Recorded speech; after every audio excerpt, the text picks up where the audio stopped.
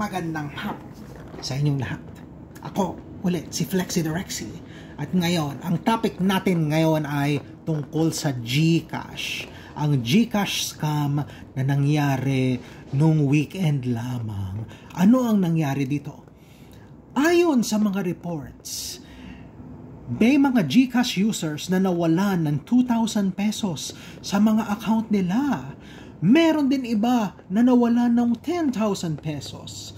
At meron din mga nawalan ng lampas 80,000 pesos sa account nila dahil sa realigning daw ng system ng GCash. So ano ang realigning? Explain ko lang nga.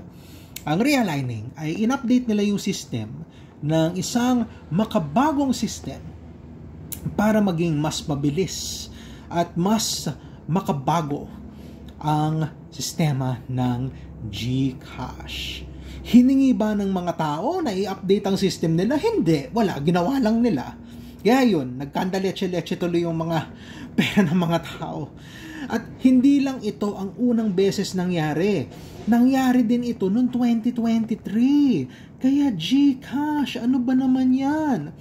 Ang mga tao nagrereklamo sa BSP, kaso lang hindi nila mareklamo dahil ang GCash ay hindi bangko. App lang ito, kaya hindi guaranteed na safe ang pera mo. Nako naman, ang GCash, nauso siya nung pandemya kasi ang daming nag-o-order ng online at ang mode of payment na ginagawa nila ay GCash. Karamihan sa mga scam, ang ginagamit ay GCash kasi once makatransfer ka na ng pera sa GCash, hindi mo na mababalik ang pera o hindi na maibabalik ang pera na tinransfer mo. Ano ba naman yan? GCash, nako, grabe. Kung ako sa inyo mga guys, wag na kayo mag-GCash. Mag-ano na lang kayo, mag-bank to bank transfer na lang. Gamitin nyo yung app ng bangko ninyo kasi at least yun, guaranteed, pag bangko yan, insured ang pera nyo na up to 500,000 pesos. Yan ang sigurado. Insured ang pera nyo, pag may mawala, gagawin ng lahat ng bangko na maibalik ang pera nyo kasi, syempre, bangko sila. Ano pa ang silbi nila pag hindi nila maisalba ang pera nyo na pinaghirapan nyo at tinatago nyo doon sa kanila? Bangko ang best way of payment. Ngayon, merong mga Paymaya. Paymaya safe naman, kaso lang ganun din yung platform niya, hindi siya bangko eh.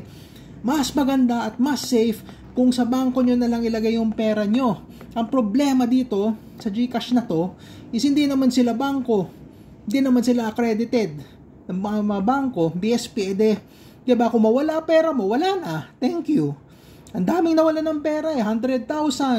80,000 na mga sari-sari store na GCash ang gamit, ginagawang ipunan ng GCash.